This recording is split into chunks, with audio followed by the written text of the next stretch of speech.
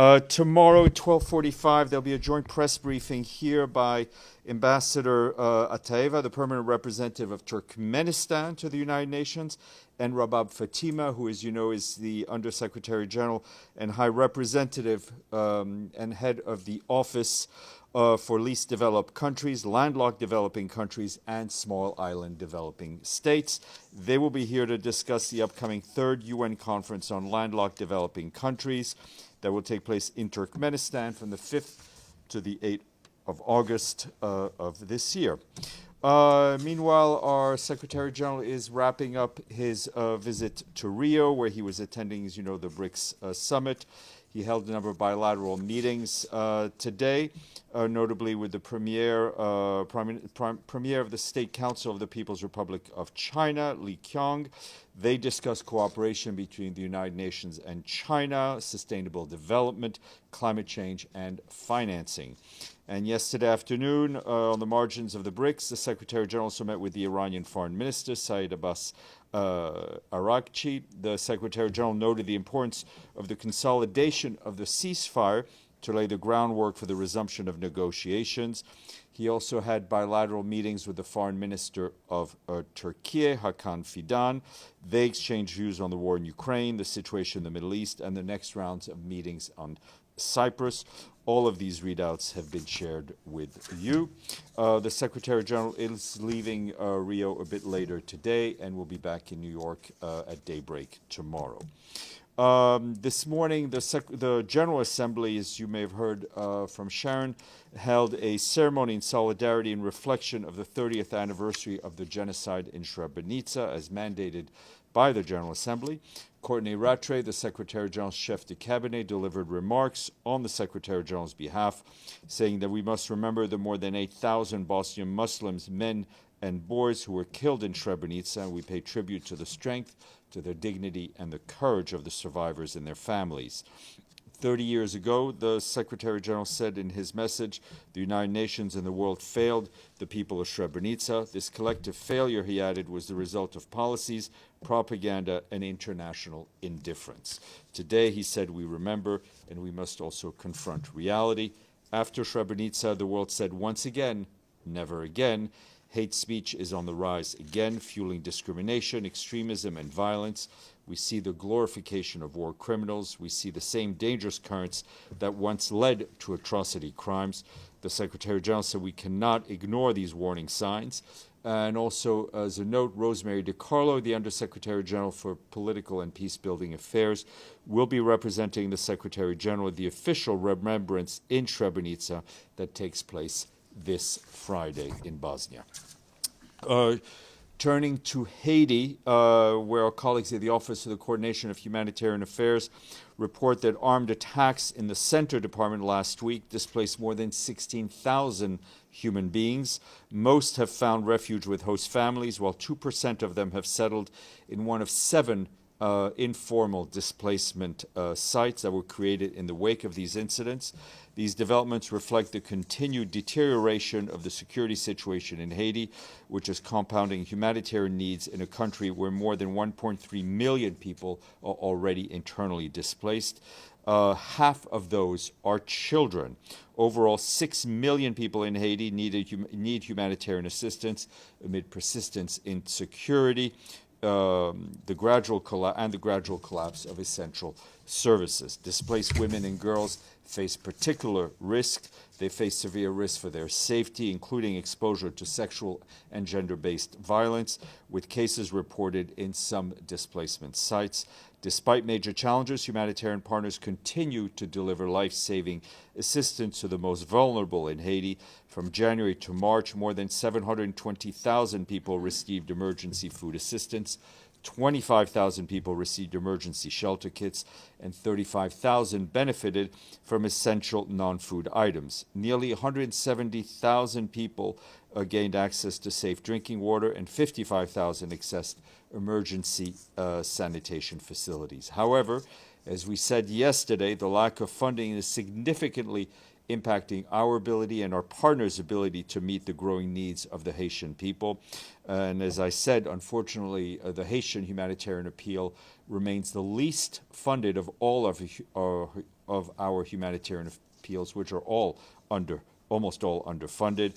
Out of $908 million that we need, we only have $75 million in the bank.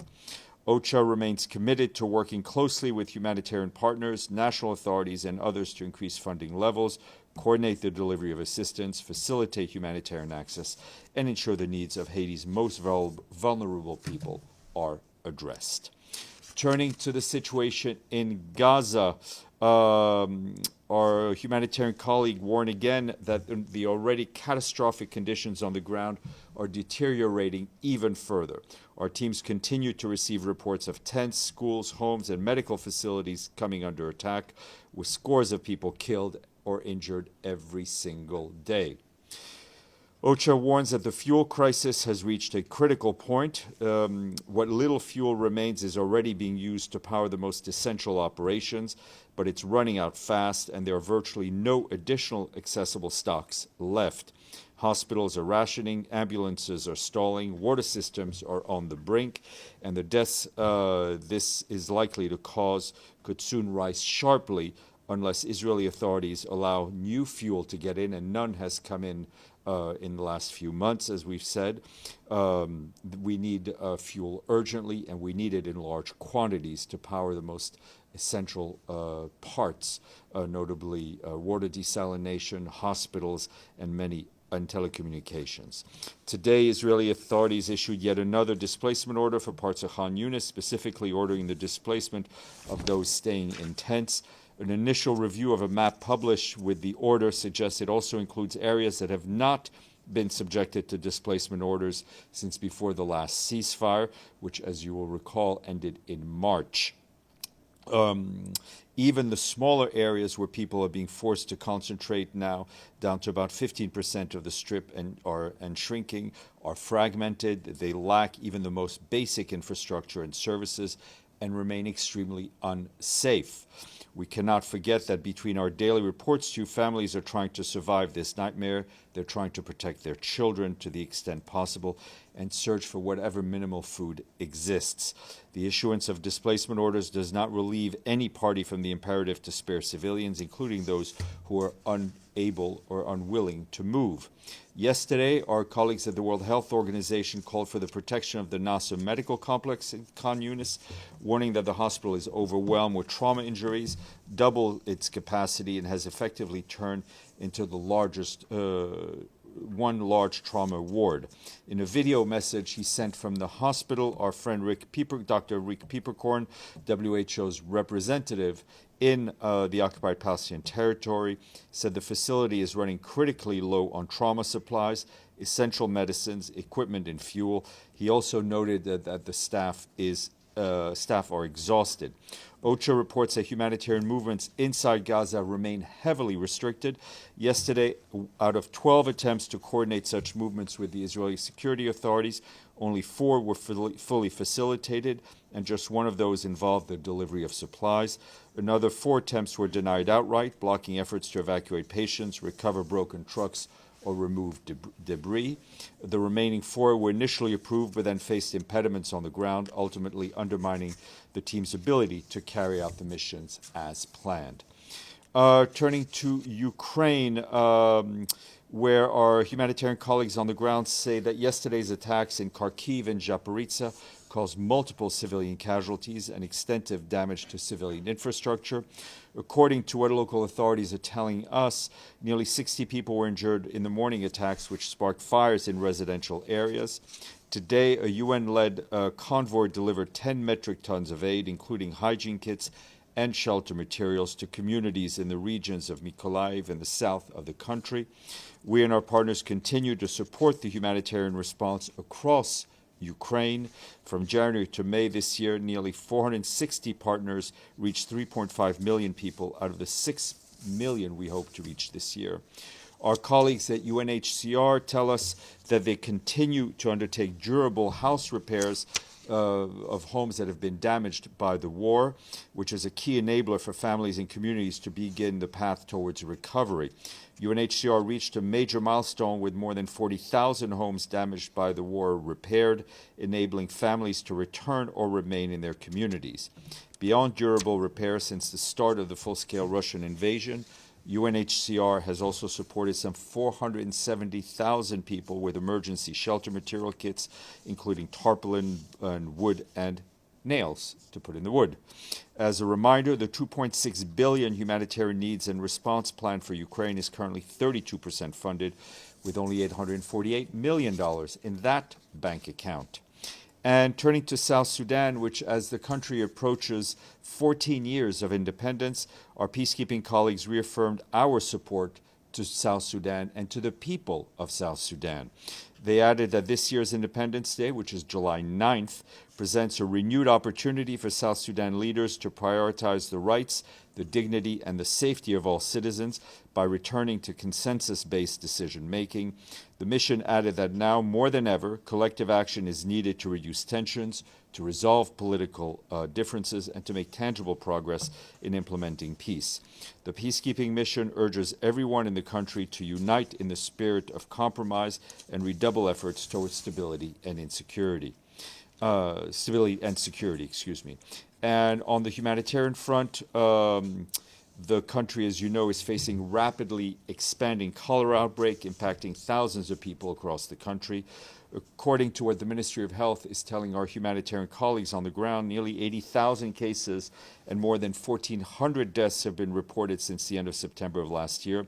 The crisis has evolved into a complex emergency driven by flooding, displacement, and limited access to the most basic services. The humanitarian coordinator in South Sudan, Anita Kiki Gebeho, took part in a meeting yesterday with the government to coordinate the response to what is now the world's worst cholera outbreak. Which is now the worst cholera outbreak in South Sudan's history. We and our partners are working with the government to pre-position life-saving supplies, maintain essential health and nutrition services, expand disease surveillance and early warning systems, improve safe water and hygiene. We're also working to scale up cholera vaccination, facilitate humanitarian access, and mobilize resources. The next 8 weeks will be critical to containing the outbreak and saving the lives as the peak of the rainy season is approaching, bringing widespread flooding and making humanitarian access to areas of acute need even more difficult. While we and our partners continue to deliver oral cholera vaccines and other urgent life-saving assistance across South Sudan, the ability to scale up the response is severely constrained by funding shortfalls. Story we hear many times during the briefing. South Sudan's humanitarian response plan, which seeks $1.69 billion is only 22% funded, with some $368 million in the bank. And from Somalia, our colleagues for the Coordination of Humanitarian Affairs report that funding cuts are taking a growing toll on the most vulnerable people in that country. Somalia faces an already difficult food security situation, with some 4.6 million human beings facing high acute food insecurity across the country, and 1.8 million children under the age of 5 expected to be acutely malnourished this year. Our partners report that food assistance has dropped more than 50% compared to the same period last year. Across Somalia, more than 150 clinics have been impacted in the first half of this year, leaving hundreds of thousands of people without access to the most basic health care. Funding for water and sanitation programs stands at just 6.5% of what is required. And just a few examples from the country. In Middle Shabelle region, more than 28 nutrition sites could be closed by the end of the month. The closure will significantly impact nutrition services for vulnerable children, pregnant and nursing mothers, in a region that has one of the highest malnutrition rates in Somalia. In Banadir, more than 12,700 malnourished children, including more than 1,100 suffering from severe acute malnutrition and at risk of death, will soon lose life-saving treatment as 20 supplementary feeding sites face imminent closure. And in the southwest state, mobile outreach health teams have dropped from 74 last year to just 25 recently. and Puntland, 79 health facilities, including 29 public health units, have ceased functioning since the end of the year. Humanitarian agencies have had to reprioritize their activities based on this lack of funding. The 1.4 billion humanitarian needs and response plan for Somalia is just over 15% funded, with only 222 million in the bank. The food and security nutrition sectors are only 5% and 3% funded, respectively. We're, of course, all extremely concerned that without urgent and sustained funding, humanitarian crisis in Somalia will only deepen, leading to preventable suffering and loss of life. On that note, Edie, then Deji. Thank you, Steph.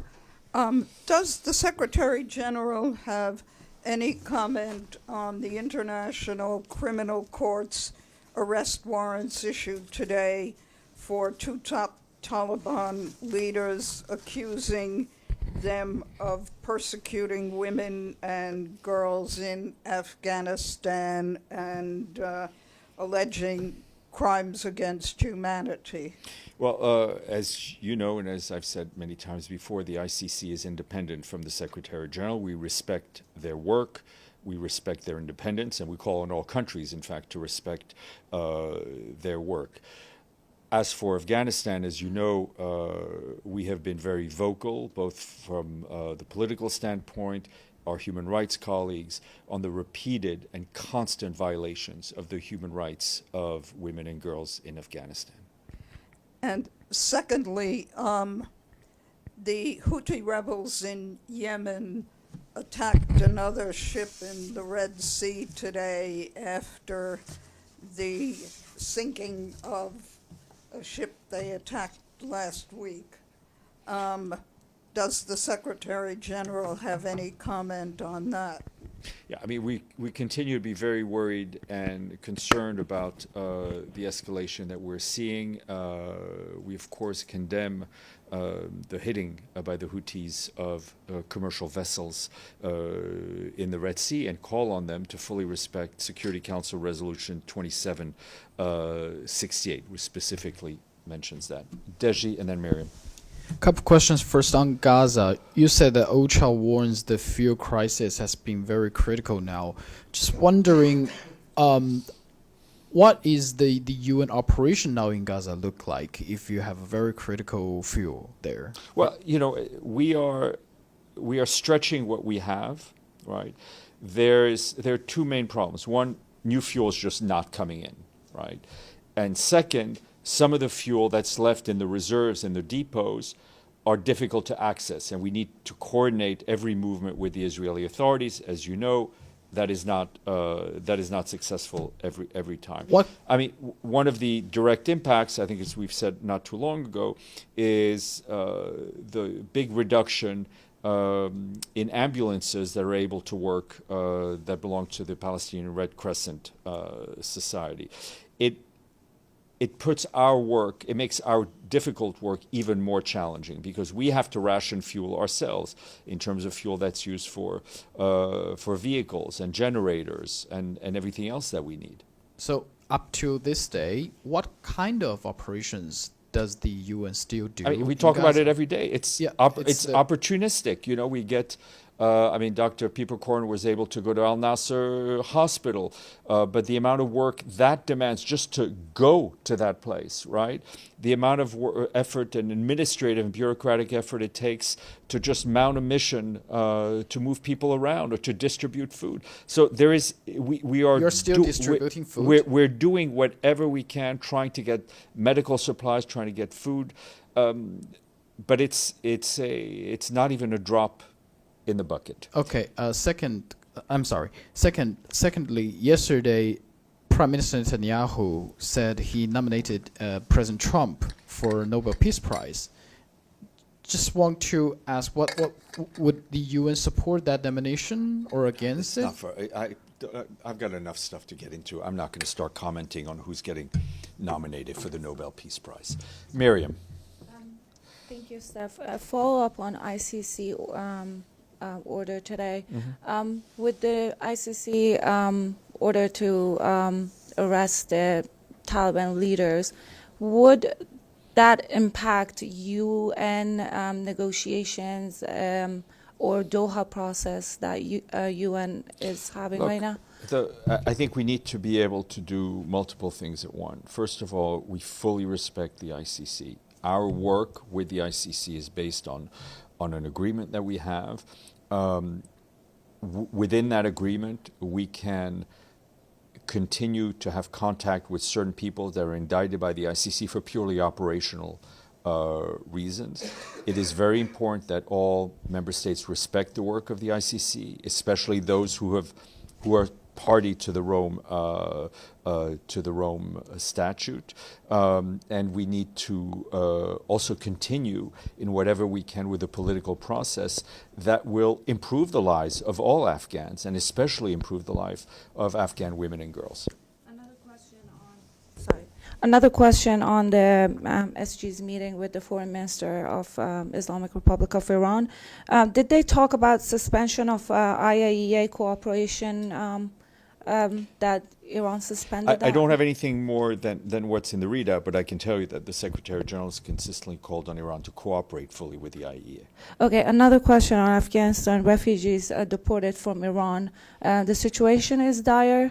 A lot of violence is happening inside Iran and at the border during the deportation. No food, no water, and no place for the refugees who have been recently deported to live inside Afghanistan. And I think our colleagues at UNHCR have been very vocal in pointing out the very real human challenges, right? The fact that we've had some refugees deported back to a country that can barely absorb them, where they may not have the resources to survive, and where the rights of many, including women and girls, continue to be violated. Michelle, then Gabriel. Thanks, Steph. Question on Gaza. Can you just going back to some of the accusations that have been made against the UN by Israel and others that Hamas has stolen and diverted aid, are there any investigations going on? Is Israel talking, or the UN and Israel talking about it?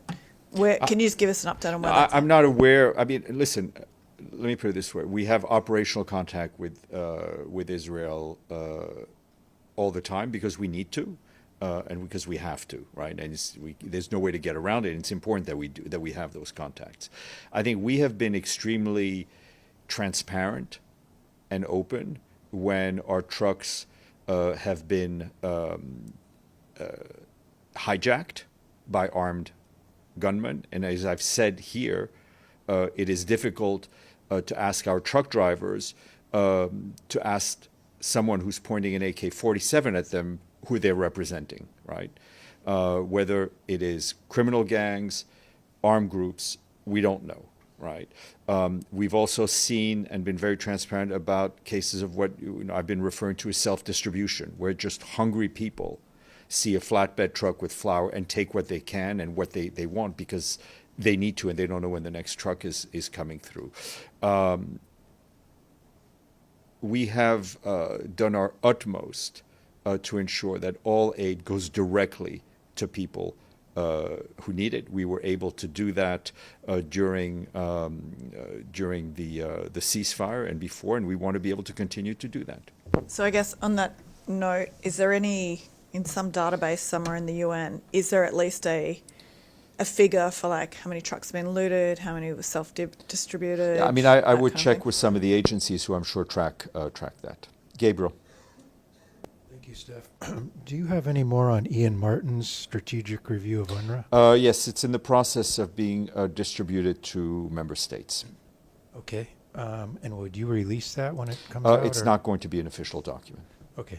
Thank you. And in the Secretary General's remarks on the Srebrenica genocide that were delivered on his behalf, he said 30 years ago the UN and the world failed the people of Srebrenica. This collective failure was not an accident of history. When it comes to the Secretary General's legacy 30 years from now, and looking at a conflict, one of the many conflicts he's had to that have happened during his term, one being Gaza. How do you think that he, 30 years from now, might characterize the situation in Gaza? Look, I think it's hard to predict how it will be characterized because we don't know how it will end. We do know what is going on now, and I think people looking back and looking at his Secretary General's own action will, I hope, see someone who has remained consistent and principled in his position on Gaza. Alex. Thanks, Steph. First of all, on yesterday's meeting between the Secretary General and Russia's Lavrov, maybe have a readout. The Secretary told me they had a quick conversation just on the sidelines. Any specific topics? All right. Secondly, I'm wondering if you have any comments on the reported arrests of Armenian clergy and growing pressure on the Armenian Apostolic Church. Yes, we have seen what is some of the events in Armenia, and we do hope that the situation gets resolved within the framework of due process. Okay, speaking of due process, I'm releasing myself.